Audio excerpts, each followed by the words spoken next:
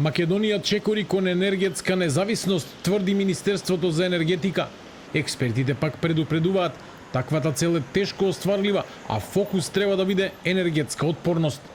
На Светскиот ден на енергетската независност од Министерството за енергетика се пофалија со раст на домашното производство на струја, особено од хидроелектраните и ветерните паркови, како и со исполнетост на акумулациите од 80%.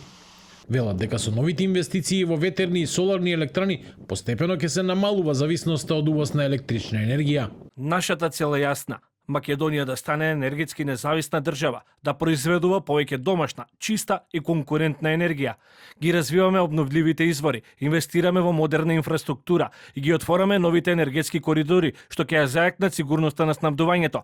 Тоа не е само економска придобивка, туку прашање на национална сигурност, стабилност и развој. Нашата амбиција не е само да ги задоволиме домашните потреби, туку Македонија да стане и нето извозник на електрична енергија. Од друга страна, експертите сметаат дека енергетската независност не може да се оценува само според производството на струја, туку мора да се земе предвид целокупниот енергетски сектор. Подсетуваат дека државата и понатаму е силно зависна од увоз на нафта, природен газ и дел од јагленот, што се користи за производство на електрична енергија.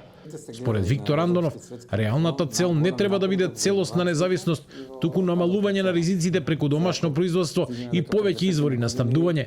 Токму затоа, вели, диверзификацијата е клучна за поголема сигурност и отпорност на идни енергетски кризи.